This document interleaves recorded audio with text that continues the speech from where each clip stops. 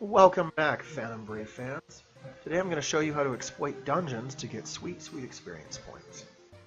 So, for this to work, we need dungeons. This guy here, the Dungeon Monk, can give us dungeons. And we need really bad titles. Let me show this to you. With Marona, we can create characters. Everyone's got their own little title. If we don't like those titles, we back out, we go back in, everyone's got new titles. Useless is a bad title. It's negatively affecting his stats. But we actually want failure. Failure is the worst title you can get. And if you're impatient, crappy will work. Crappy is the second worst title you can get. It can take a little bit, so I went ahead and created someone with the failure title. Once you've got that person with the title, you lift it up, you talk to Marona, you ask her to banish it, and you get the title. Then we go to create a dungeon. Now, what we want is a dungeon that's high level, ideally with a few number of enemies. And we want to make sure that there's no restrictions on items brought in, because that just makes it more difficult than it needs to be.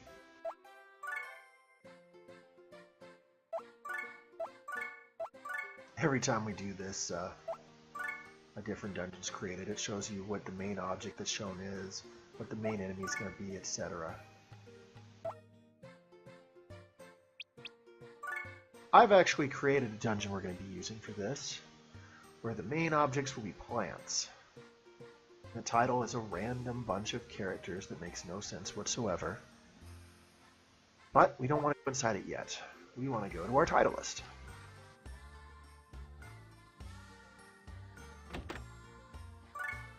We select the dungeon. Now this is how bad the failure title is. It's like negative 80% to all stats. And that's going to affect every creature we fight in this dungeon. However, every one of those creatures is going to give us 100% less experience. But for what we're doing, that's okay.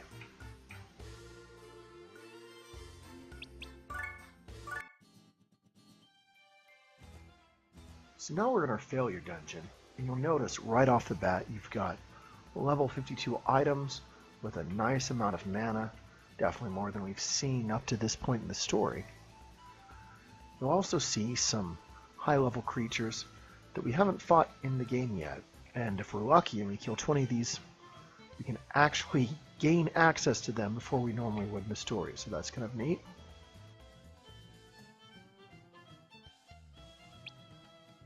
You always want to pay attention to protections. Just make sure you're not going to get hurt in any way, shape, or form by fusing yourself into something that's going to come back and bite you in the butt.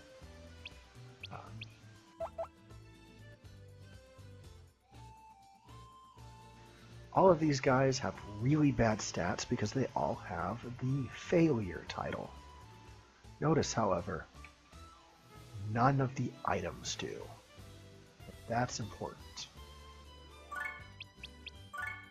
However, you'll also notice that because the items are much higher level, we're probably not taking any of them home. Our bottle mail, which has the highest chance of taking anything, is only going to have a 25% chance of taking that home. So, but if you do, extra mana or money for you.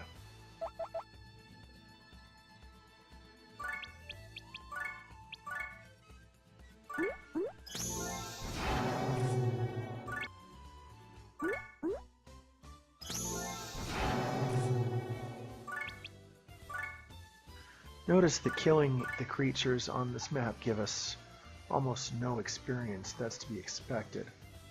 If we attack the items, we actually can get experience and mana, but it's often more trouble than it's worth.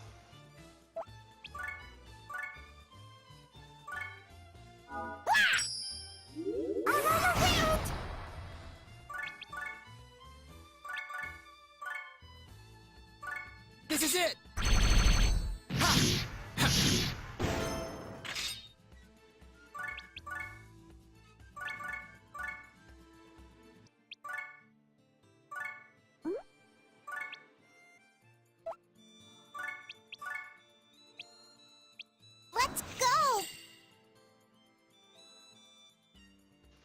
Now this fight's almost over, so I'm going to want to make sure I get as many people out there as I possibly can.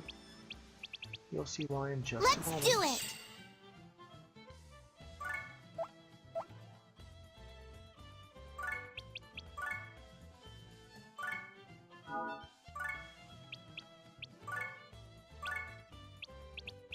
Let's do it!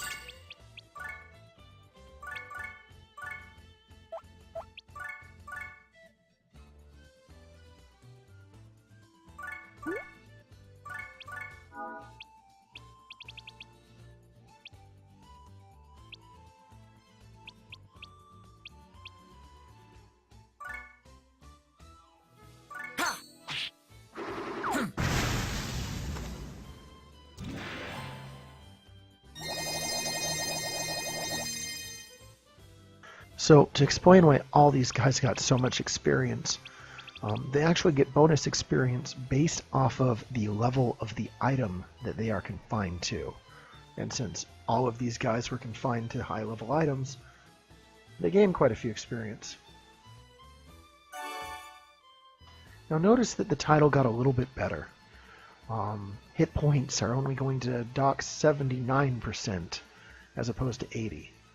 But also notice that this title will guarantee someone can go roundhouse something, which is a concern because now all of the creatures on this map are going to be able to use roundhouse.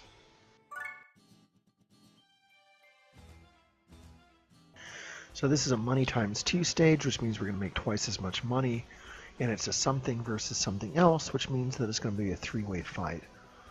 All of these guys will attack themselves, as well as Marona and her phantoms, and the only way to win is to kill everyone. Be careful of these guys, their Omega spells hurt so bad.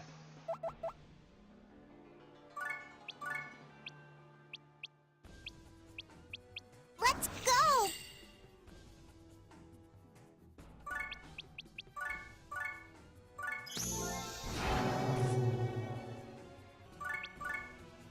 So let's say things are getting a little too difficult for us.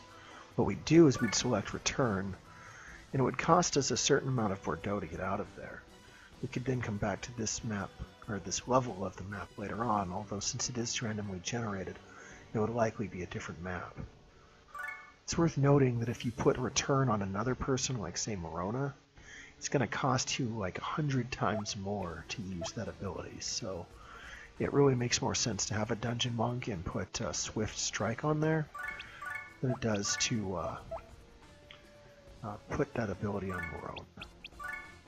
Or not Swift Strike, but Quick Attack, sorry.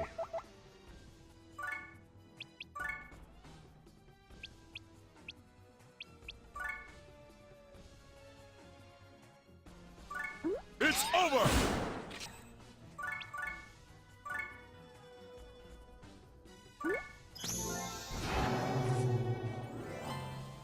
And that'll do it. Look at all those sweet, sweet levels. And we get a combo weed as a bonus.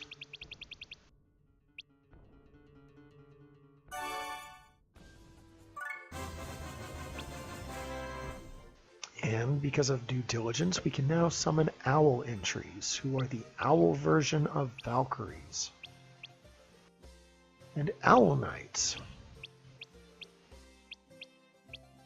And owl mages. So that's pretty much it. You don't want to have the dungeon level so high that you're getting slaughtered by it, but you don't want to have it so low that the payoff isn't worth it. You do that a couple of times, your levels will be pretty respectable. You'll get better equipment.